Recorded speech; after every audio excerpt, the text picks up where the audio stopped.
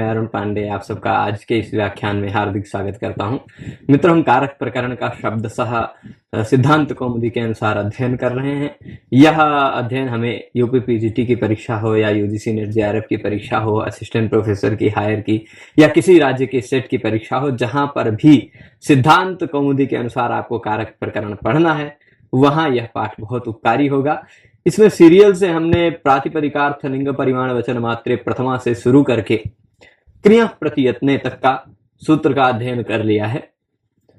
पिछले पाठ में हमने क्रिया प्रत्ययत्ने सूत्र को देखा था और उसके उदाहरण को एधोदकस्य उपस्करणम इत्यादि देखा था।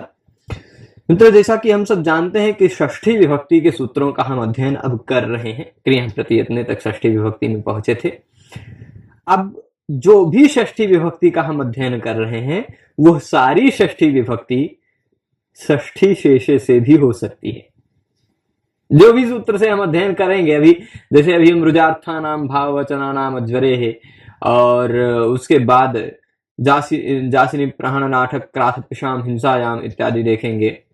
वो सारे जो उदाहरण षष्ठी के देखेंगे, वो सारे उदाहरण, ये बात जरूर ध्यान रखना है, जो सारा कार्य आज हम सूत्रों को देखेंगे, वो सारा कार्य षष्ठी से शेषे सूत्र से भी हो सकता है। वो सारा कार्य षष्ठी शेषे से भी हो सकता है, पर उसके लिए फिर से पृथक सूत्र बनाने का क्या प्रयोजन है, वो जब विषय समझा देंगे तो आपको समझा देंगे। नहीं तो आपको कुछ लोगों को ऐसा लगेगा सर्पिश आशीष नाथा, हमें सर्पिशो नाथनम इत्यादि उदाहरण मिल रहा है, और वहां पर भी सर्पिशा नाथनम मिल जाता है, षष्ठी शेषे में भी। तो दोनों सूत्र से वही कार्य हो रहा है, फिर अंतर क्या है वो बताएंगे, समझाएंगे। पहले आज का पहला सूत्र है रुजार्थानाम भाववचनानाम अज्वरेः। रुजार्थानाम भाववचनानाम अज्वरेः। इस सूत्र को थोड़ा सा पहले, किसी भी सूत्र को समझना होता है तो हमारा उद्देश्य यह होता है कि सूत्र में कितने शब्द हैं, उन शब्दों को देख ले और उन शब्दों का सामान्यतः परिचय जान ले, शब्दार्थ, है ना। तो सूत्र को समझने के लिए इस सूत्र में जितने शब्द हैं उन शब्दों को पहले हम अलग कर लेते हैं। पहला शब्द है रुजार्थानाम, दूसरा शब्द है भाववचनानाम, और तीसरा अज्वरेः। षष्ठी, शेषे कर्मणि षष्ठी, शेषे कर्मणि षष्ठी। यहां पर शेष में, कर्म में षष्ठी होती है, ठीक है। शेष कर्म में षष्ठी होती है। षष्ठी शेषे से भी शेष कर्म में षष्ठी होती है, इससे भी शेष कर्म में षष्ठी हो रही। अंतर क्या है भाई? अंतर यही है, षष्ठी शेषे सूत्र के सिवाय जहां पर भी विशेष रूप से अलग किसी सूत्र से शेष में षष्ठी की जा रही है, वह षष्ठी प्रतिपद विधाना षष्ठी कहलाती है। कैसी षष्ठी कहलाती है? प्रतिपद विधाना षष्ठी कहलाती है। मतलब वो षष्ठी शेषे से उसका पहले से ही षष्ठी प्राप्त है, फिर से अलग से उसका विधान किया गया है। तो ऐसी जो प्रतिपद विधाना षष्ठी होती है, वह प्रतिपद विधाना षष्ठी का समास नहीं होता। प्रतिपद विधाना षष्ठी न समस्यते। अन्य षष्ठी सूत्र से, जो षष्ठी शेषे से जो षष्ठी विभक्ति हुई है, वहां षष्ठी समास हो सकता है। राज्ञा पुत्रा में संबंध में षष्ठी शेषे से षष्ठी हुई है, तो वहां राजपुत्रा समास हो सकता है। परंतु अगर कहीं इस सूत्र से या इसके आगे के और किसी सूत्र से षष्ठी विभक्ति हम देखेंगे, वहां उसका प्रमुख प्रयोजन यही है, प्रतिपद विधान करने का प्रयोजन यही है कि षष्ठी समास न हो पाए। परिभाषा है प्रतिपद विधाना षष्ठी न समस्यते, समास नहीं होता उसका, ठीक है। तो इस सूत्र का जो उदाहरण मिलेगा वहां समास नहीं हो पाएगा। यही षष्ठी विभक्ति तो रहेगी पर समास नहीं हो पाएगा, यह प्रमुख उद्देश्य है। समझ रहे हैं अभी तक? तो अब रुजार्थानाम, रुजा मतलब होता है व्याधि, रोग, है ना, जो एक कई तरह की हो सकती है, विशेष करके शारीरिक व्याधि, विशेष रूप से वही अर्थ ले लीजिए। कौनो रोग हो गया, है ना, तो वो व्याधि है, उसको कहा जाता है रुजा। रुजा, ठीक है। रुजा, रोग, रुक, हिंदी में रुक अलग है, संस्कृत में रुक अलग है। हाँ हाँ, रुक, रुक और रुग दोनों रूप बनता है। वाव आने से क होकर रुक भी बनता है, झलाम जशोंते से ग होकर रुग भी बनता है। रुक, रुग, रुजौ, रुजहा। हाँ, मूलतः रुज शब्द है, वो रुक बनता है। तो वैसे ही रुजा शब्द है, ठीक है। तो रुजा मतलब व्याधि, व्याधि जिसका अर्थ है ऐसी कोई धातु होनी चाहिए। ये सूत्र कई शर्त कहेगा, 4 बातें कहेगा यह सूत्र प्रमुख रूप में। क्या 4 बातें कहेगी, क्या 4 बात कहेगा? एक चीज क्या है कि वह धातु रुजा अर्थ वाली होनी चाहिए। पहली बात सभी समझ रहे हैं, रुजा अर्थानाम। दूसरी बात क्या कह रहा है कि वह रुजा अर्थ वाला जो धातु है, उस धातु से कोई ऐसा प्रत्यय लगा हो जो भाव अर्थ में हो।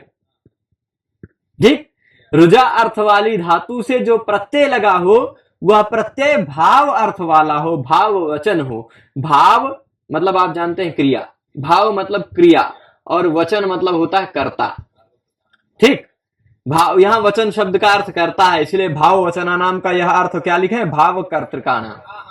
ठीक, भाव वचना नाम का सीधे सीधे क्या अर्थ लिख रहे हैं? भाव कर्तृ का नाम। तो भाव कर्तृ को मतलब रुजार्थक जो धातु, फिर से समझ लीजिएगा, उदाहरण जब देंगे तो एकदम साफ क्लियर होगा, पर फिर भी रुजार्थक जो धातु है, उस धातु की जो क्रिया है यानी भाव है, उस पर कोई ऐसा प्रत्यय लग गया जो भाव अर्थ में है, क्रिया अर्थ में है। घई हो गया, ल्यूट हो गया, ये सब प्रत्यय ज्यादातर भाव अर्थ में होते हैं। तो भाव अर्थ में अगर प्रत्यय लगा हुआ है और वह जो प्रत्यय लगा है, प्रत्यय लगकर जो शब्द बना है, वह शब्द कर्ता बन जाए। ठीक, वह शब्द कर्ता बन जाए, ऐसा होना चाहिए। तो भाव कर्तृ का नाम। पर भाव वचना नाम का अर्थ समझ गए होंगे। इसके साथ साथ आगे क्या करें? अज्वरे। अज्वरे मतलब ज्वर धातु का प्रयोग नहीं होना चाहिए। भाई रुजा अर्थ की धातु तो ज्वर भी है ना, ज्वर मतलब बुखार है तो होता है, तो रुजा अर्थ की धातु ज्वर भी है ना। तो ज्वर धातु के प्रयोग में भी रुजार्थानाम भाव वचनानाम सूत्र लग जाता, इसलिए अज्वरे एक अलग से साफ साफ कह दिया गया कि ज्वर धातु नहीं होना चाहिए। ज्वरी धातु मूलतः वो नहीं होनी चाहिए। ठीक है, तो अभी तक क्या क्या आप जाने? 4 शर्त है इस सूत्र का। एक शर्त है कि ज्वरी धातु नहीं होनी चाहिए, अज्वरे। दूसरा शर्त क्या है? अन्य जो धातु है वह रुजार्थक हो, यानी व्याधि वाची हो, व्याधि अर्थ वाला होना चाहिए। रुजार्थानाम, अज्वरे है रुजार्थानाम, ये हो गया। तीसरी बात, कर्म में शेष की विवक्षा होनी चाहिए। कर्म में शेषत्व की विवक्षा होनी चाहिए, तो उसी कर्म में षष्ठी विभक्ति लगेगी। ठीक, चौथी बात क्या है कि वह धातु जो है, वह धातु जिस अर्थ को व्यक्त कर रहा है वह भाव है, धातु का अर्थ भाव है, वह भाव ही कर्ता बन गया हो, वह भाव ही कर्ता बन गया। जैसे अब एग्जाम्पल देंगे, यहां रुजार्थक धातु है एक रोग। रोग मतलब रुज धातु ही है, रुज धातु से घई प्रत्यय लग गया तो बन गया रोग। ठीक, रुज धातु से घई प्रत्यय लगकर रुज, घई, रुज, घई में से अ बचेगा। चजोह कु घिण्णतोह सूत्र से, चजोह कु घिण्णतोह सूत्र देखा होगा, रुज में ज को ग हो जाएगा, रुग, और फिर रुग होगा, फिर उसके पुगंत लघुपध से च से गुण हो जाएगा, रोग। रोग, रोग शब्द बन गया रुज धातु से। ठीक, अब यहां पर रोग शब्द में भाव अर्थ वाला प्रत्यय लगा है ना, भाव अर्थ वाला प्रत्यय लगकर यह रोग शब्द, घय प्रत्यय लगकर यह रोग शब्द बना है। रुजार्थक धातु का प्रयोग है, रुजा भी है ना, रुजार्थक धातु का प्रयोग भी है और भाव अर्थ का प्रत्यय लगकर रोग बना है। अब यह जो भाव अर्थ का प्रत्यय लगकर रोग बना है शब्द, यह रोग शब्द क्या होना चाहिए? कर्ता बन जाए। ठीक, यह रोग कर्ता बन जाए, तो इस रोग कर्ता के कर्म में षष्ठी होती है। इस रोग कर्ता का कर्म क्या होगा? एक मिनट, इस रोग कर्ता का कर्म क्या होगा? चौर, उसमें षष्ठी हो जाएगी। ठीक, यहां देखिएगा, क्या रोग कर्तृक चोर संबंधी व्याधि। रोग ने चोर को पीड़ित कर दिया, यह भाव है। रोग ने चोर को पीड़ित कर दिया। तो अब रोग हो गया कर्ता, चोर हो गया कर्म, उसको पीड़ा देना यह होगी क्रिया, रुजा, है ना। तो रुजार्थक धातु का प्रयोग भी है। देख लीजिए, रुजा एक है, मान लीजिए रुजार्थक धातु का प्रयोग है। उस रुजार्थक धातु का एक और भी प्रयोग है जो भाव अर्थ में है, भाववाची है। और यह भाववाची है, इस भाववाची का जो कर्म है यह कर्ता बन गया है। भाववाची जो है वह कर्ता बन गया है, क्योंकि रोग पीड़ित कर रहा है चोर को। तो पीड़ित करने की क्रिया कौन कर रहा है? रोग। तो रोग कर्ता बन गया है, रोग कर्तृक हो गया, चोर संबंधी हो गया व्याधि। रोग कर्तृक, चोर संबंधी व्याधि। सूत्र के चारों जो शर्त थे वो पहले बता देता हूं, चारों शर्तों को यहां पर घटा देता हूं तो पूरी तरह से क्लियर हो जाएगा। सूत्र कह रहा था पहली बात कि ज्वर धातु का प्रयोग नहीं होना चाहिए, अज्वरे। क्या यहां ज्वर धातु का प्रयोग है? नहीं है, यानी सूत्र घटित दिख रहा है अभी आपको। दूसरा, रुज अर्थ वाली धातु होनी चाहिए। इस धातु का अर्थ रुज है ना, है ना, यह भी घट रहा है। तीसरी बात, भाव वचन होना चाहिए, भावकर्ता के रूप में प्रतिपादित हुआ होना चाहिए। तो घय प्रत्ययांत है भाव, वही रोग जो घय प्रत्ययांत है, भाव अर्थ वाला है, वही कर्ता बन गया है, यानी भाव कर्तृक है। ठीक, भाव कर्तृक भी हो गया, भाव वचन भी हो गया। और दूसरी चीज, उसके कर्म में षष्ठी होती है। रुजार्थानाम कर्मणि शेषे षष्ठी। कर्म को हम कर्म के रूप में नहीं बोलना चाह रहे हैं, कर्म को हम संबंध के रूप में बोलना चाह रहे हैं। चोर संबंधी रोग, हमारी विवक्षा भाई, हम चाहे जैसा बोले। हम ऐसा भी बोल सकते हैं कि रोग चोर को पीड़ित कर रहा है, या ऐसा भी बोल सकते हैं चोर रोग से पीड़ित हो गया। ऐसा भी बोल सकते हैं चोर पीड़ित हो गया, चोर को कर्ता बना दिया। हम ऐसा बोल सकते हैं कि रोग ने चोर को पीड़ित किया, ऐसा बोल दिया तो चोर को बोला है। पर ऐसा भी कह सकते हैं रोग के द्वारा, रोग से चोर पीड़ित हो गए, रोग के द्वारा चोर संबंधी पीड़ा हो गई है। संबंध के रूप में हमारे बोलने की इच्छा, हम चाहे जैसा बोल सकते हैं। तो कर्म जो है उस कर्म को शेष के रूप में हम बोलना चाह रहे हैं। यदि संबंध के स्वस्वामी भावादि रूप संबंध या अन्य किसी संबंध के रूप में बोलना चाह रहे हैं तो वह कर्म में षष्ठी हो गई, चौर में षष्ठी हुई। रुजार्थानाम भाव वचनानाम अज्वरे सूत्र से यहां किसमें षष्ठी है? रुजार्थक जो भावकर्ता का कर्म है उस कर्म में षष्ठी इसमें हुई है। अब आप कहेंगे रोगस्य में भी षष्ठी, वो किससे हुई है? तो रोगस्य में जो षष्ठी है वो षष्ठी शेषे से, ठीक, वो षष्ठी शेषे से षष्ठी लगी है। चौरस्य में जो है वह कर्म में शेषे षष्ठी, ठीक। रुजार्थानाम भाव वचनानाम अज्वरे, ठीक है। तो ये दोनों हो जाएगा। अब ये दूसरी चीज क्या कहा था, सूत्र में उक्त हो जाता है कोई बात गलत, या सूत्र में कुछ चीजें छूट जाती हैं, तो उन सब की जो बातें जहां पर चर्चा की जाती हैं वो वार्तिक होती। उक्तानुक्त दुरुक्तानाम चिंता यत्र प्रवर्तते तम ग्रंथम वार्तिकम प्राहु वार्तिकज्ञा विचक्षणा। तो वह वार्तिक है भाई। पाणिनि बाबा ने खाली कह दिया अज्वरे है। पाणिनि बाबा ने क्या कहा? अज्वरे है, यानी ज्वर धातु नहीं होना चाहिए। पर कात्यायन जी को पता चला, भविष्य में कात्यायन जी को पता चला रिसर्च करके, तो पाणिनि जी ने खाली अज्वरे कहा, यानी ज्वर धातु नहीं होना चाहिए। पर कात्यायन जी ने थोड़ा और ध्यान से देखा तो उसमें संताप धातु भी उनको मिल गया, है ना। कात्यायन जी को मिल गया संताप धातु भी, कि सम उपसर्ग से युक्त तप धातु निजंत हो, तो है ना। तो ऐसा अगर संताप वाला कुछ मिल जाए तब भी नहीं हो पाएगा।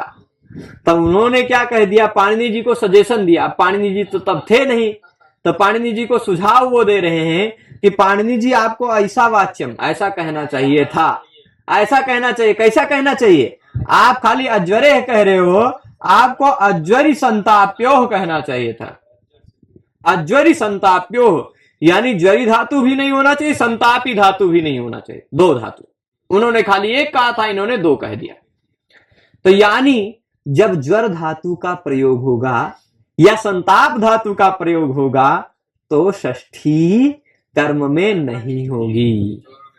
ठीक, तो वहां पर इस रुजार्था नाम भाव वचना नाम अज्वरे से षष्ठी ना होकर शेषे षष्ठी से षष्ठी होगी।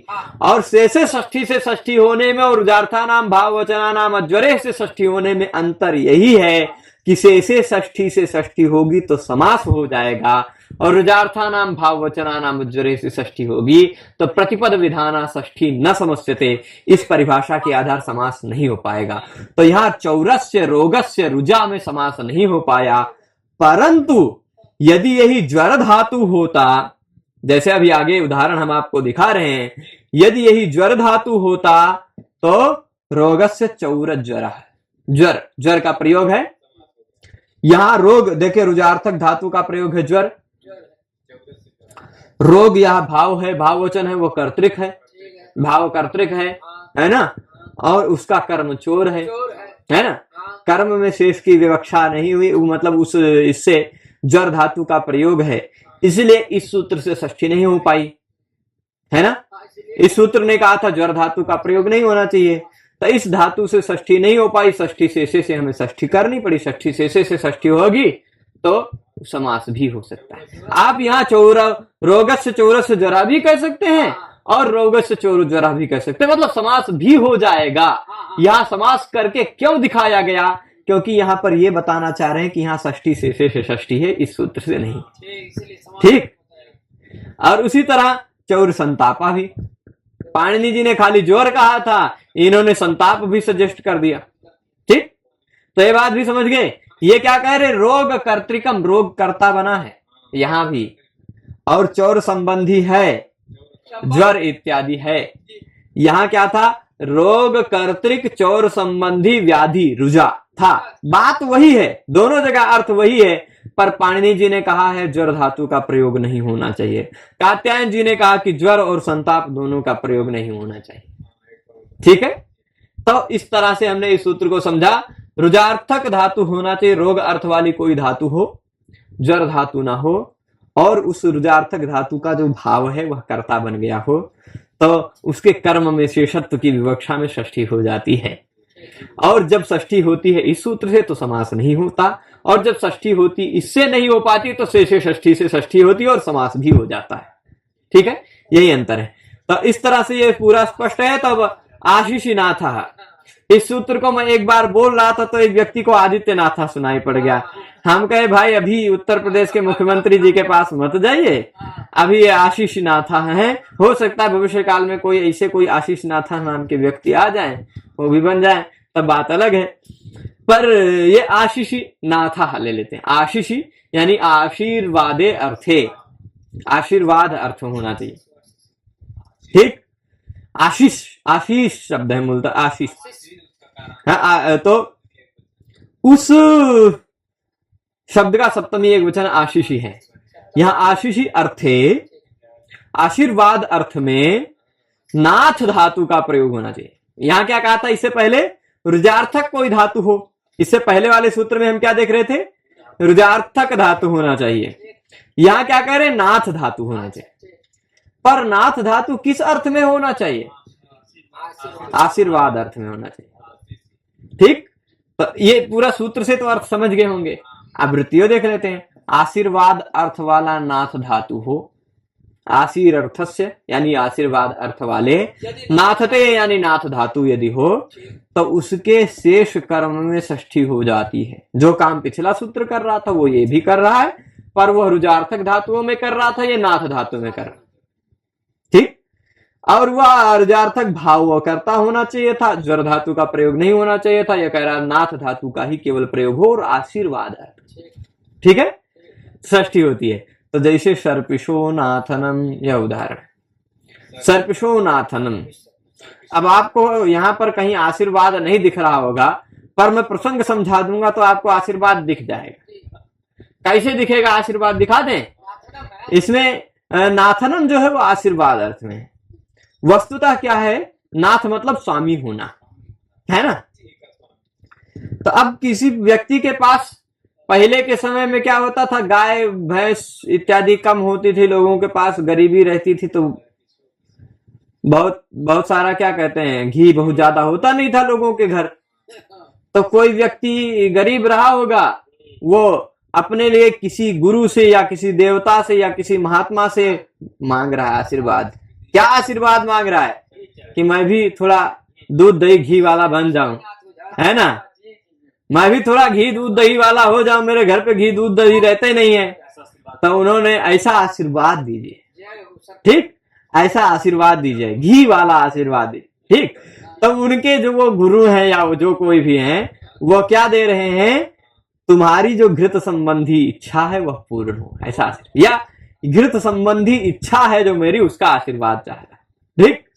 तो घृत संबंधी इच्छा का आशीर्वाद हो गया यह सर्पिशो नाथनम। यह नाथनम का अर्थ क्या है? आशीर्वाद, ठीक। सर्पिशा मतलब घी संबंधी इच्छा, घी संबंधी इच्छा का आशीर्वाद। आशीर्वाद अर्थ में है, नाथ धातु का प्रयोग है, आशीषी नाथा लग गया, उसका कर्म क्या है? घृतम इच्छति, है ना, घृतम इच्छति, घृत का आशीर्वाद मांग रहा है ना। तो घी है, इप्सिततम क्या है? घी। क्या चाहता है वो? सबसे ज्यादा घी चाहता है ना। आशीर्वाद के रूप में सबसे ज्यादा घी चाहता, तो घी हो गया कर्म, घी ही तो कर्म होगा ना। अब घी कर्म है, इप्सिततम है, कर्म में कर्म को शेष के रूप में विवक्षित किया, शेष के रूप में बोलना चाहे, कर्म को कर्म के रूप में नहीं बोलना चाहे तो षष्ठी शेषे से संबंध इत्यादि के रूप में बोलना चाहे, षष्ठी होगी। षष्ठी शेषे से अगर षष्ठी होती तो सर्पिश नाथनम समास भी हो सकता था, और इससे आशीषी नाथा से होगा तो समास नहीं हो पाएगा, ठीक। प्रतिपद विधाना षष्ठी न समस्यते, यही एक परिभाषा है। परिभाषा आप अपने पास लिख सकते हैं, क्या है ऐसे, प्रतिपद विधाना, प्रतिपद विधाना षष्ठी। प्रतिपद विधाना मतलब विशेष सूत्र, षष्ठी शेषे के सिवाय विशेष सूत्र से जो अलग संबंध मात्र में षष्ठी होती है षष्ठी शेषे से, पर अलग किसी सूत्र से अलग फिर संबंध अर्थ में फिर से षष्ठी करने के लिए जो सूत्र आए हैं, उन सूत्रों से जो षष्ठी होगी उस षष्ठी का समास नहीं होगा। प्रतिपद विधाना षष्ठी न समस्यते, यहां फिर से लिखते हैं, षष्ठी न समस्यते। कुछ लोगों को लगेगा कि उसमें कोनो समस्या नहीं होती है, न समस्यते मतलब समस्या नहीं होती है, ऐसा मत समझिएगा। समस्यते मतलब समास नहीं होता, समासनम न भवति, समासः न भवति, ठीक ठीक, वो समास नहीं हो पाता है। अब कुछ लोगों को ऐसा लग गया प्रतिपद विधाना षष्ठी तो कोई समस्या नहीं है उसमें, ठीक, कोई समस्या नहीं है, समास ही नहीं होगा तो समस्या खत्म, है ना। समास होती तो समस्या आ जाती, पता चलता षष्ठी विभक्ति दिखाई नहीं पड़ती, तो समस्या दिख जाते, है ना। तो ये समस्या नहीं होती, मतलब समास नहीं होता है, ठीक। तत्संबंधिनी याच्या। अब देखिए प्रश्न यहां उठा रहे हैं, देखिए वृत्ति में समझिएगा, सूत्र में आशीषी क्यों कह रहे हो भाई, आप आशीषी क्यों कह रहे हो? यदि आशीषी नहीं कहोगे तो क्या दिक्कत आएगी? तो कहेंगे माणवक नाथनम, यहां षष्ठी हुई है और षष्ठी हुई है, षष्ठी होने के बाद समास हो गया, ये षष्ठी शेषे से षष्ठी है। माणवकस्य नाथनम है, यहां भी षष्ठी है पर समास दिखा रहे हैं, उसी से पता चल रहा है कि ये इस सूत्र वाली षष्ठी नहीं है, षष्ठी शेषे वाली षष्ठी है, ठीक। षष्ठी शेषे वाली षष्ठी रहेगी तभी समास होगा, नहीं तो नहीं समास। तो माणवक नाथनम का अर्थ क्या होगा? यहाँ आशीर्वाद नहीं है, यहाँ बालक संबंधी याचना, ठीक, बालक संबंधी याचना, बालक मांग रहा है, आशीर्वाद नहीं मांग रहा है, बालक मांग रहा है, ठीक, बालक संबंधी याचना हो गया। यहाँ आशीर्वाद नहीं है, याचना है, ठीक। तत्सर्वंधी याच्या इत्यर्थ, याच्या, याच्या मूलतः याचना शब्द भी बनता, याच्या शब्द भी बनता, यज याच, याच्या मोघा वरम अधिगुरे नाथ में लब्ध कामा, यज याज विच प्रक्षि रक्षो नंग, ऐसे करके सूत्र है, नंग प्रत्यय हो जाता है, हाँ ठीक। याच धातु से नंग प्रत्यय होता है, नंग के ना को चुनास्तु से नंग को ना को यहां हो जाता है, ठीक। याच्या, यज्ञ, यज्ञ भी उसी का उदाहरण है, यत्न भी उसी का उदाहरण है, विष्ण, प्रश्न, ये सारे नंग प्रत्यय के उदाहरण है। ठीक है, तो ये चल जाएगा। पूरा समझ गए कि आशीर्वाद अर्थ का होना चाहिए, नाथ धातु होना चाहिए, उसके शेष कर्म में षष्ठी होती है। सर्पिषः नाथनम, यह उदाहरण किसका है पूछा जाए तो आप कहेंगे आशीषी नाथा का। अगर सर्पिषः नाथनम में आशीषी नाथा सूत्र ना रहे विकल्प में तो आप षष्ठी शेषे भी लगा सकते हो, क्योंकि षष्ठी शेषे से भी यही उदाहरण बनता है। पर षष्ठी शेषे से जब यह उदाहरण बनेगा तो समास भी हो सकेगा, इस सूत्र से यह उदाहरण बनेगा तो समास नहीं हो सकेगा, यही इतना अंतर है। ठीक है, आशीषित किम, तो मानवक नाथनम, यह आशीर्वाद अर्थ में तो मानवक संबंधी याचना है, प्रार्थना है, मांग रहे हैं, इसलिए यहाँ आशीर्वाद अर्थ नहीं है, इसलिए इससे षष्ठी नहीं हुई, और इससे षष्ठी नहीं हुई तो समास की संभावना बनी रहती, इसलिए समासकार के दिखाया है उदाहरण में, है ना। तत्संबंधिनी याचा इत्यर्था, मतलब मानवक संबंधिनी याचना। ठीक है, आगे चलते हैं, अगले सूत्र में चले। बहुत बड़ा सा सूत्र है, कुछ लोगों को बहुत खतरनाक लग रहा होगा कि ये सब क्या कह रहे हैं, कुछ समझ में नहीं आ रहा है। पर जासी निप्रहण नाटक क्राथ पिशाम हिंसायाम, ये बड़ा सा सूत्र जो बना दिया, बड़ा सा कुछ नहीं है, खाली लिस्ट दे दी है।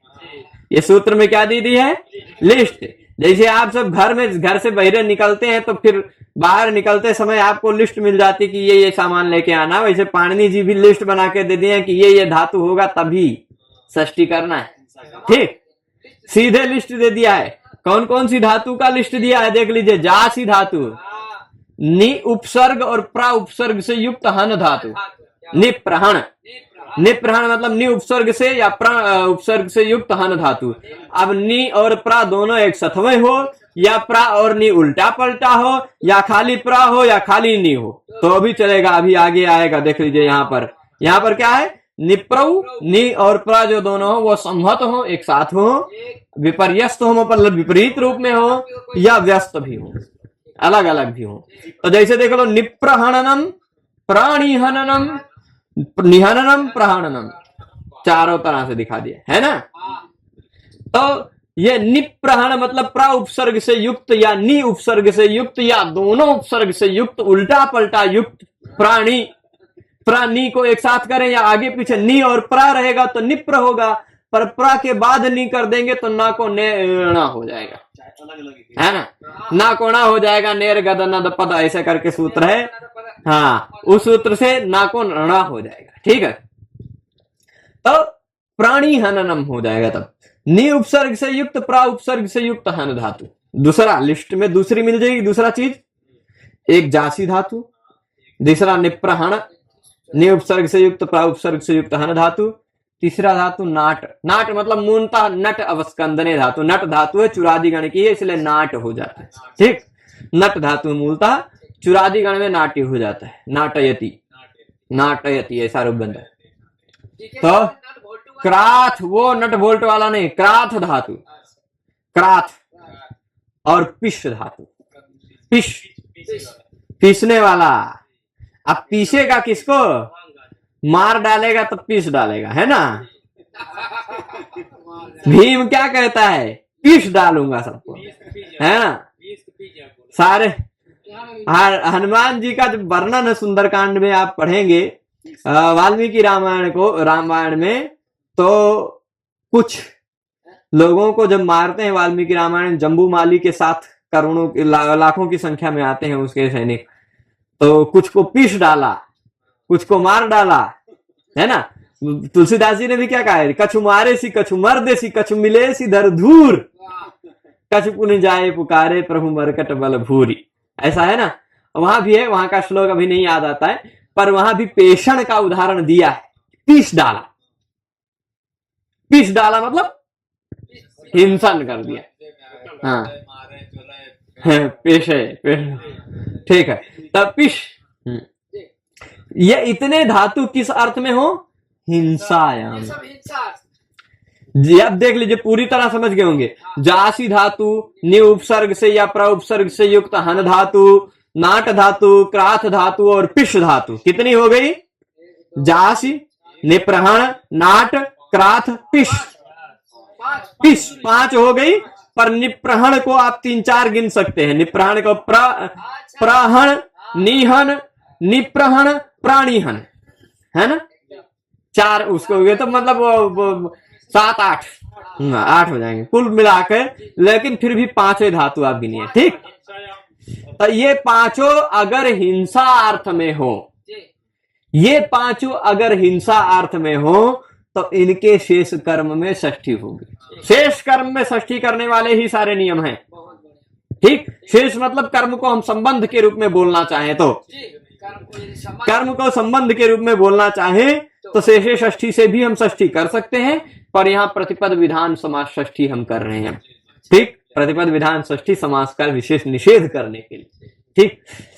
तो शेषे कर्मणि षष्ठी से अब देख लीजिए, चौरस्य उज्जासनम, चोर को मारना, हिंसा करना ही सब जगह उदाहरण वही रहेगा।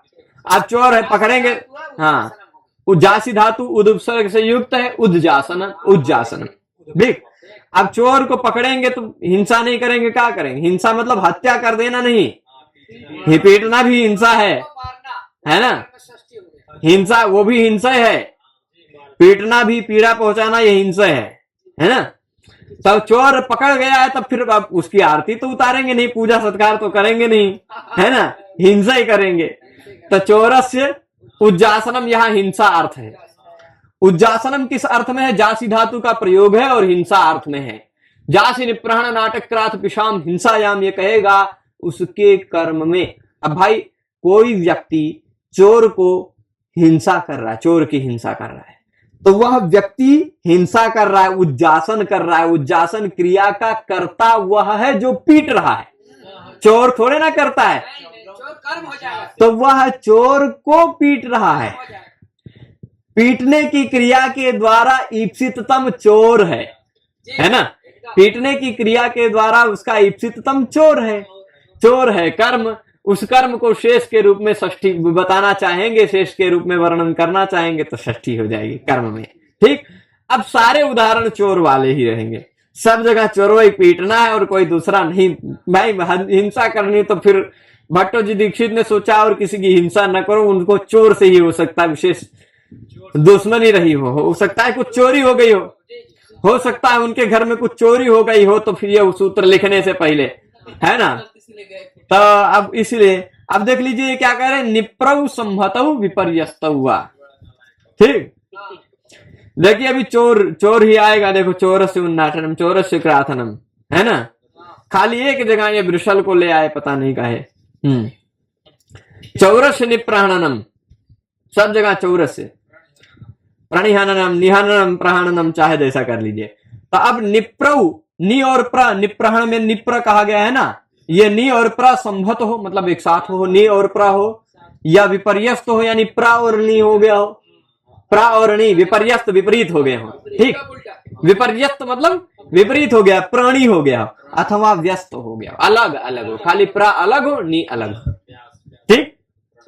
तो चारों ढंग से होगा, मतलब नि और प्र एक साथ हो, प्र और नि उलट गए हो, या प्र अलग हो, नि अलग हो, ठीक।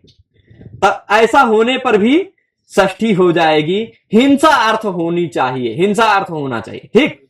तो चोरस्य निप्रहणनम, निप्र रहेगा तो हन धातु के ना को भी ना हो जाएगा, और फिर उसके बाद प्राणी हननम, प्राणी हननम, ये नी उपसर्ग है, नी के ना कोना हो गया नेरगद वाले सूत्र से। अब यहां ना का व्यवधान होने के कारण इस ना कोना नहीं हो पाएगा, क्योंकि ना तो यह ना कवर्ग में है, ना पवर्ग में है, ना अट में है, ना आंग है, ना नुम है, ठीक। इसलिए इसको बाद वाले को ना नहीं हो पाया, ठीक। यहां पे था, यहां बीच में प्रा के बाद फिर से दोबारा ना नहीं आ रहा है, तो इस ना को ना हो गया, हन धातु के ना को, है ना। यहां पे जो व्यवधान है, प्रा में रा के बाद ह है, आ है, आ ह आ, ये अट का अट में ही आ जाते हैं सब कुछ, है ना। इसलिए यहां पे अणत्व हो गया, आगे अणत्व नहीं हो पाएगा। आगे देखिए, निहननम रहे या प्रहणनम रहे, चौरस्य निप्रहणनम, चौरस्य प्रणिहननम, चौरस्य निहननम, चौरस्य प्रहणनम। चारों जगह भाई हनन किया जा रहा है, हिंसा की जा रही, किसकी? चोर की। चौरस्य निहननम, हाँ नहीं, चौरस्य निहननम, तेन तेन चौरस्य निहननम, हाँ क्योंकि भाव अर्थ में ना।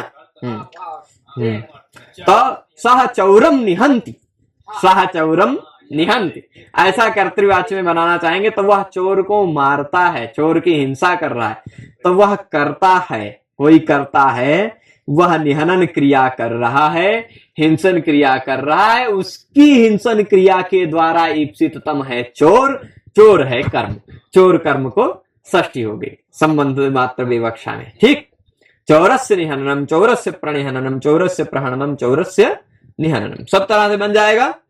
आगे अब नट धातु जो है, नट अवस्कंदने, चुरादिगण की धातु है, चुरादिगण की धातु है, इसलिए णिच होगी, णिच होगी तो अत उपधाया से नट की उपधा आ है उसकी वृद्धि होगी, नाट हो जाएगी।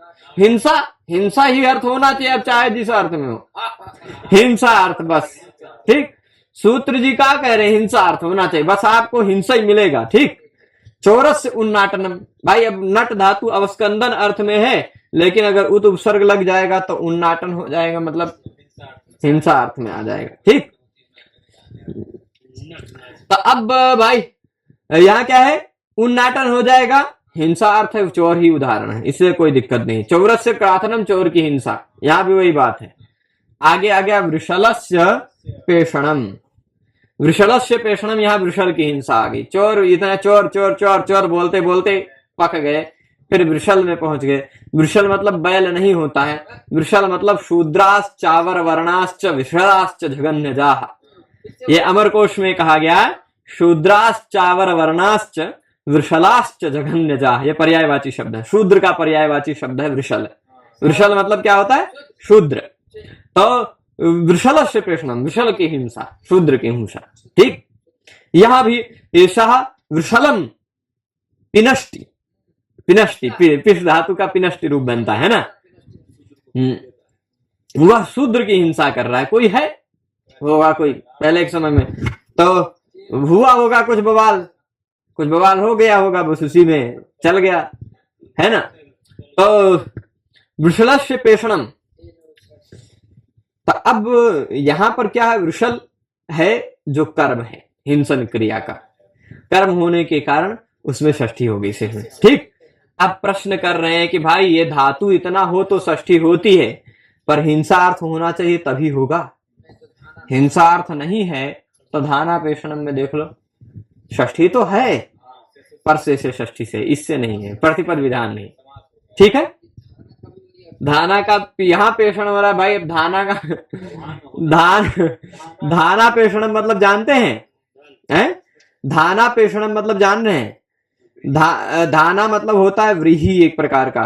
ये यहां पर देख लेते हैं क्या दिया है, धाना पेषणम, वृषलस्य पेषणम, हिंसा अर्थ होना चाहिए। हाँ, भुने हुए धान्य, भुना हुआ धान भूजा जाता है, उसको भुने हुए के बाद उसका पीसा जाता है।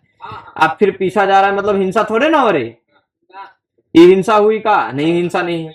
ठीक, हाँ, तो हिंसा नहीं, इसलिए फिर नहीं हो पाएगी। ठीक, हिंसा अर्थ होगी तभी इससे जासिनी प्रहण नाटक क्राथ विषाम हिंसायाम से षष्ठी होगी। अब इसके बाद इसी तरह के भावार्थ का षष्ठी का 3 सूत्र और बचा है, जिसमें तीनों सूत्रों में एक तरह का भावार्थ है, एक जैसे संबद्ध हैं, तो इसको भी देख ही लेते हैं। 3 सूत्र हैं, व्यवहृ पणोः समर्थयोः दिवस तदर्थस्य और विभाषोपसर्गे, ये 3 सूत्र हैं। तीनों सूत्र एक जैसा काम करते हैं, एक दूसरे के पूरक, एक साथ आप समझ सकते हैं। तो इसलिए इन तीनों सूत्रों को समझ के फिर इस व्याख्यान को समाप्त करेंगे। तो सबसे पहला व्यवहृ पणोः समर्थयोः, यहां 2 टुकड़ा कीजिएगा, व्यवहृ द्विवचन है ना, व्यवहृ पणोः में, यानी 2 चीज को कहा जा रहा है, कोई 2 चीज कहा जा रहा है। 2 चीज क्या है, एक है व्यवहृ और एक ही पण। व्यवहृ मतलब व्यवहृ में क्या है, आप तोड़ेंगे तो वी उपसर्ग, अव उपसर्ग और ह्री धातु, वी और अव में इको यणचि से व्यव बन जाएगा। ठीक, व्यवहृ, तो वी उपसर्ग अव उपसर्ग से युक्त ह्री धातु हो, व्यवहृ धातु हो। और पण धातु, व्यवहृ धातु और पण धातु यदि समर्थ हूं। क्या हो? समर्थ मतलब क्या होता है? समर्थ का दो तीन तरह से अर्थ लिया जा सकता है। समर्थ मतलब एक तो समर्थता जिसमें हो, है ना, समर्थता जैसे मैं पढ़ाने में एक प्रकार से समर्थ हूं, ये वाला समर्थ अलग है, सामर्थ्य वाला। पर यहां समर्थ का अर्थ समम, समः अर्थः, समः अर्थः, है ना, समः अर्थः ययोः तौ समर्थौ। समान अर्थ जिनका है वो दोनों समर्थ हैं, तयोः समर्थयोः। ठीक, तो व्यवहारी धातु और पण धातु यदि दोनों समान अर्थ वाले हों तो इनके शेष कर्म में षष्ठी होगी। अब भाई व्यवहारी धातु और पण धातु कब समान अर्थ में होगी? व्यवहारी धातु का व्यवहारति रूप बनता है, व्यवहारति मतलब व्यवहार, और पण मतलब व्यापार।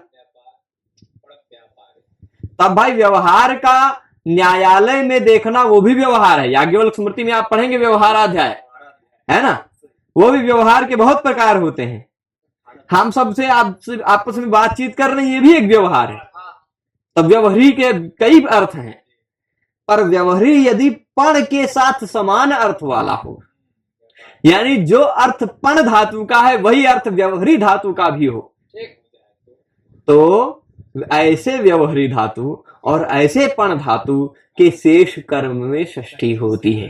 ठीक, शेषे कर्मणि षष्ठी स्यात्। अब ये दोनों कब समान अर्थ में आते हैं? कब समान अर्थ में आते हैं? तो दो बात बता रहे हैं। द्यूते क्रय विक्रय व्यवहारे च, जुआ खेलना, जुआ खेलने में भी व्यवहार शब्द का प्रयोग है ना। और पण करना, पण क्रिया, पण बंध, वो भी जुए में ही है ना। शर्त लगाना, हाँ, पण करना, कितने एक पण लगा, कितने एक पण व्यवहार हुआ, सत, वो भी शर्त लगाना। तो व्यवहारी धातु का भी उसी अर्थ में प्रयोग है जुआ अर्थ में, और पण धातु का भी उसी अर्थ में प्रयोग है, यानी समान अर्थ हो गया, है ना। और क्रय विक्रय व्यवहार में भी, क्रय विक्रय खरीदना बेचना भी एक प्रकार का व्यवहार है, और खरीदना बेचना भी पण है ना। खरीदना बेचना व्यवहार भी है, खरीदना बेचना पण भी है। तो ये दो अर्थ ऐसे हैं जिन दो अर्थों में व्यवहारी धातु भी और पण धातु भी समर्थ हैं। समर्थ है मतलब समान अर्थ वाले, है ना। तो ऐसे अर्थ में आने पर अनयोः, देखिए अनयोः व्यवहारी पणोः, मतलब व्यवहारी पणोः तुल्यार्थता कुत्र अस्ति। तुल्यार्थता मतलब समान अर्थता है। समान अर्थता है कब? इन्हीं दो अर्थों में, जुआ अर्थ में या क्रय विक्रय व्यवहार में, क्रय विक्रय व्यवहार अर्थ में। तो अब इन दोनों अर्थों में यदि ये दोनों धातु हों, व्यवहारी धातु और पण धातु, तो उनके शेष कर्म में षष्ठी होती है, भाव हुआ। ठीक है, तो समर्थयो हो, ये यहां अभी देखिए, शतस्य व्यवहारणम, व्यवहारणम है। व्यवहारणम मतलब 100 रुपए एक शर्त लगा के जुआ खेलना, अथवा 100 रुपए कुछ खरीदना बेचना, दोनों अर्थ लिया जाता है ना। तो 100 रुपए के तुल्य कोई वस्तु ले लेना, खरीद बेच कर लेना, ये भी व्यवहारणम हो जाएगा। या फिर 100 रुपए एक शर्त लगा के जुआ खेल लेना, वो भी शतस्य व्यवहारणम हो जाएगा, है ना। वही अर्थ शतस्य पणनम का भी होगा। तो यहाँ व्यवहारी धातु है, यहाँ पण धातु है ना। तो सह शतम व्यवहारति, सह व्यवहारति, है ना। व्यवहारति का अर्थ क्या होगा? 100 रुपए व्यवहार करता है, 100 रुपए जुआ खेलता है, 100 रुपए का क्रय विक्रय करता है, यही तो अर्थ होगा ना। अब शतम क्या है? कर्म है। व्यवहार क्रिया के द्वारा क्या ईप्सिततम है? पण क्रिया के द्वारा क्या ईप्सिततम है? 100, है ना। तो इसलिए 100 रुपया हो जाएगा कर्म, शेष कर्म में षष्ठी हो गई। षष्ठी हो गई तो विंशत्याद्या सदैकत्वे सर्वा संख्येय संख्ययो, इस नियम के अनुसार 20 इत्यादि जितनी भी संख्याएं हैं वो ज्यादातर संख्येय में अर्थ में एक वचन में ही प्रयुक्त होती हैं। ठीक, एक वचन में ही प्रयुक्त होती हैं। तो शतस्य, एक षष्ठी लगा, एक वचन, ngस प्रत्यय, टांग सिंह स्वामीनाथ से ngस के स्थान पे हो गया स्या, शतस्य, शतस्य। तो शतस्य व्यवहारणम, शतस्य पणनम, ये दोनों एग्जाम्पल सिद्ध हो जाएंगे। षष्ठी विभक्ति हुई है व्यवहारी पणो, आपको व्यवहारणम पणनम यहां दिख भी रहा है, सूत्र में भी व्यवहारी पणो दिख जाएगा। ठीक, तो इसलिए बहुत आसान है। और यहां समास नहीं है, प्रतिपद विधान षष्ठी। ठीक, तो अब प्रश्न फिर पूछ रहे हैं समर्थयोः किम, समर्थयोः किम भाई,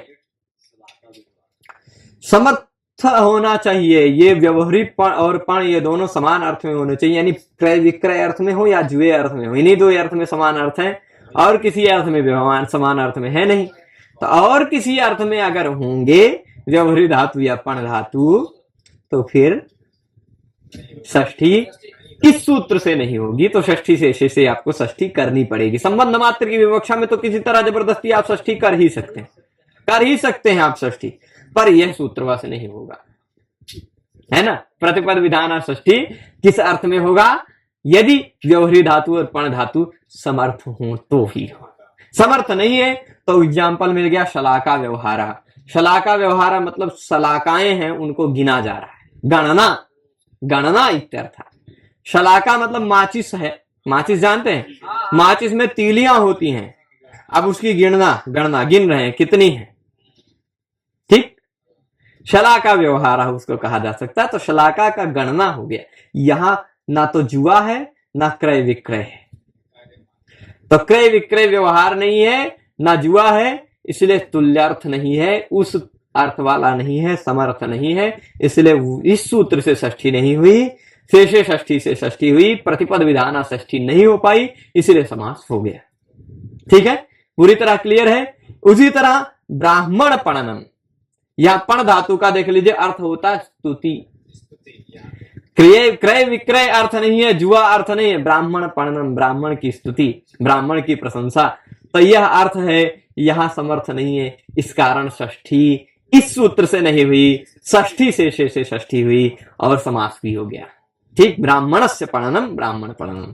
ठीक है, तो भाई जो भी षष्ठी इन सूत्रों से हो रही, जो हम आज सूत्र देख रहे हैं, वो सारी षष्ठी शेषे से भी हो सकती है, परंतु इन सभी सूत्रों से जब षष्ठी होगी तो समास नहीं हो पाएगा, और षष्ठी शेषे से जब षष्ठी होगी तो समास हो जाएगा, यही इतना अंतर है। ठीक है, तो अब चलेगा, आगे चलते हैं।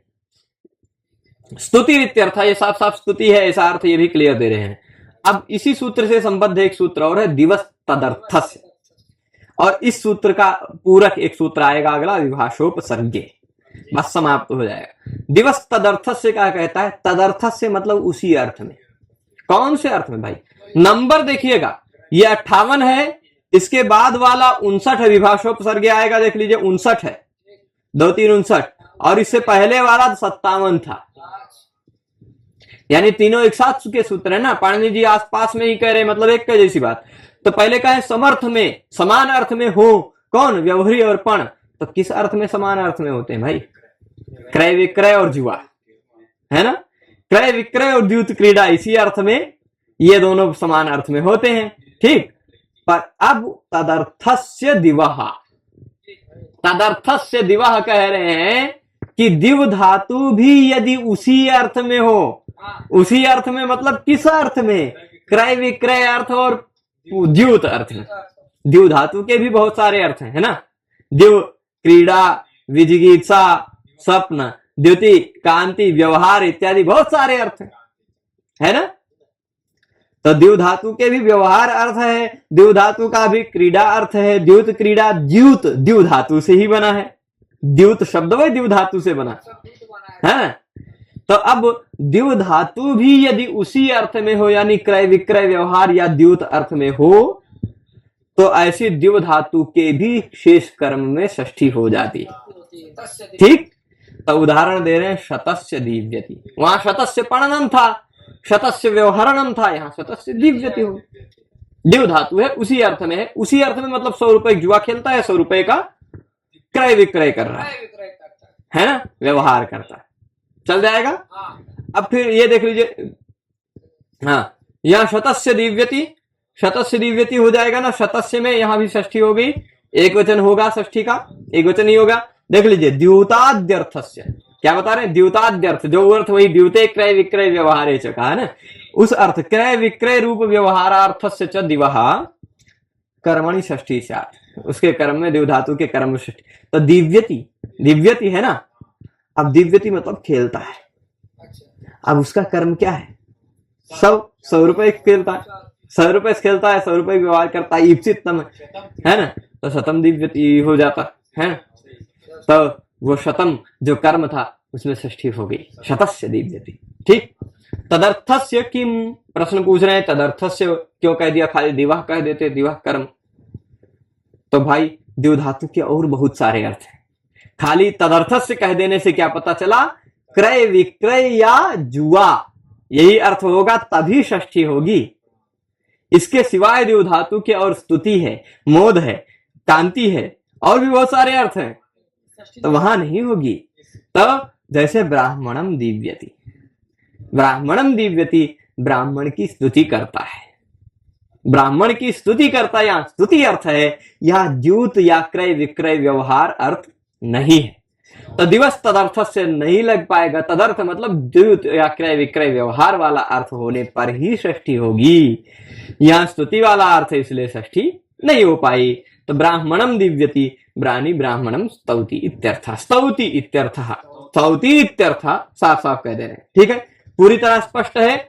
इसी सूत्र का पूरक अगला सूत्र है जो समझ ले, विभाषोपसर्गे। विभाषोपसर्गे कहता है कि दिवस तदर्थस्य के तुरंत बाद है, यानी दिवह तदर्थस्य उपसर्गे विभाषा, ये पूरा सूत्र हो गया। दिवह तदर्थस्य उपसर्गे विभाषा शेषे कर्मणि षष्ठी, ये पूरा भावार्थ निकल के आएगा। भाई दिवस तदर्थस्य इसके तुरंत पहले सूत्र था, ये कह रहा दिवह उपसर्गे विभाषा, दिव धातु के पहले कोनो उपसर्ग लगा हो, दिव धातु के पहले कोई उपसर्ग लगा हो और दिव धातु का वही वाला अर्थ हो, द्यूत क्रय विक्रय वाला, तो दिव धातु के कर्म में विभाषा यानी नहीं भी होगी और होगी भी, नवेति विभाषा। तो षष्ठी भी होगी और षष्ठी नहीं भी होगी, विकल्प से होगी, विभाषा मतलब विकल्प है ना। तो पूर्व योगापवाद, पूर्व जो सूत्र, योग मतलब व्याकरण शास्त्र में योग मतलब व्यायाम नहीं, आसन नहीं, प्राणायाम नहीं, योग मतलब सूत्र। ठीक है, योग मतलब सूत्र, योग विभाग मतलब सूत्र विभाग। ठीक है, तो पूर्व योगापवाद मतलब पूर्व सूत्र का यह अपवाद है। पूर्व सूत्र क्या कह रहा था कि भाई दिव धातु यदि उस अर्थ में हो, द्यूत क्रय विक्रय इत्यादि व्यवहार अर्थ में, तो उसके कर्म में शेष की विवक्षा में षष्ठी होती है। यह कहेगा नहीं भाई विकल्प से होती है, तो किसका अपवाद किया, उसी का तो अपवाद किया, पूर्व सूत्र का ही अपवाद है। शतस्य दिव्यति, शतस्य प्रतिदिव्यति, शतम प्रतिदिव्यति, उपसर्ग लग गया। यदि उपसर्ग नहीं होता, केवल दिव्यति होता और वही जुआ क्रय विक्रय इत्यादि व्यवहार अर्थ होता, तो केवल शतस्य दिव्यति होता। ठीक है, तो इस तरह से आज हमने जो सूत्र देखे, सारांश पूरा बोल दूं आज के इस पाठ का। आज के इस पाठ में हमने सबसे पहले सूत्र देखा था, कौन सा? सबसे पहला हमारा आज का सूत्र था रुजार्थानाम भाववचनानाम अज्जरे, रोग अर्थ वाली कोई धातु होनी चाहिए। फिर से जल्दी जल्दी बता देते हैं, रोग अर्थ वाली कोई धातु हो और उस रोग अर्थ वाली धातु जर धातु ना हो और उसका जो भाव यानी क्रिया हो वही कर्ता बन गया हो, जर धातु का प्रयोग ना हो, तो उसके कर्म में शेष की विवक्षा में षष्ठी हो जाती है। चोरस्य रोगस्य रुजायः उदाहरण हमने देखा था। वार्तिककार ने कह दिया था अज्वरी संताप्यो रीति वक्तव्यम या अज्वरी संताप्यो रीति वाच्यम। खाली पाणिनि जी आप जो अज्वरे कह रहे हो उसके जगह पे अज्वरी संताप्यो कह देना चाहिए, संताप धातु को भी प्रयोग कर देना था। यानी संताप रहेगा या ज्वर रहेगा तो षष्ठी इससे नहीं होगी। रोगस्य चौर ज्वरः रोगस्य चौर संतापः, ये उदाहरण दिया। षष्ठी इससे नहीं हो पाई, षष्ठी शेषे से करना पड़ा और उसी कारण समास हो गया, है ना। फिर आशीषिनाथा देखा था, आशीर्वाद अर्थ में यदि नाथ धातु का प्रयोग हुआ हो तो उसके कर्म में शेष में षष्ठी होती है। आशीर्वाद अर्थ में होना चाहिए, आशीर्वाद अर्थ में नहीं होगा। आशीषो क्या है? सर्पिशो नाथनम, यानी घृत संबंधी, घृत का स्वामी बनूं, घृत संबंधी इच्छा का आशीर्वाद, है ना। घृत संबंधी इच्छा का आशीर्वाद है कि मैं भी घी दूध दही घी वाला हो जाऊं, है ना। तो ऐसा आशीर्वाद मांगा, बहुत विचित्र आशीर्वाद है ना। धनस्य नाथनम कह देते भाई, आजकल किसी को घी की जरूरत नहीं है, धन हो तो घी मिल जाएगा, है ना। धनस्य नाथनम आप उदाहरण खुद से बना सकते हैं ना। या किसी किसी के पास नौकरी नहीं है, व्यवसाय नहीं है, तब व्यवसाय से नाथनम, आशीर्वाद व्यवसाय का मांग सकते हैं, है ना। लेकर के आयु घृतम हाँ। तो अब चल जाएगा आशीषित किम आशीर्वाद अर्थ होना होगा तभी ये षष्ठी होगी। आशीर्वाद अर्थ नहीं था तो माणवकनाथनम ये इच्छा था, याचना था, याचना अर्थ था इसलिए नहीं हुआ। फिर जासी निप्रहण नाटक क्राथ पिशाम हिंसायाम, हमने देखा जासी धातु निप्र उपसर्ग से युक्त हन धातु नाट धातु क्राथ धातु पिश धातु के योग में उसके शेष कर्म में षष्ठी होती है। हिंसा अर्थ यदि हो तो ही। हमने बहुत सारे चोर को और विशल की हिंसा वाले अर्थ उदाहरण देखे। ठीक, यही धातु प्रयोग होगा।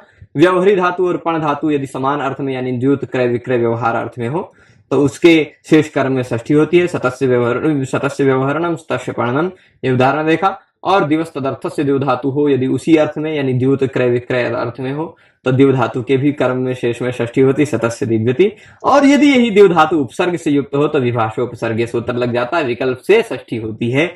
जब षष्ठी नहीं होती है तो कर्म है कर्मणि द्वितीया से द्वितीया भी हो जाती है। ठीक है, तो शतस्य प्रतिदिव्यति अथवा शतम प्रतिदिव्यति उपसर्ग लगा रहेगा तो यह नियम लगेगा। आशा करता हूं ये पाठ में आज हमने जो 6 सूत्र देखे वो 6 सूत्र आप सबको आसान लगे होंगे।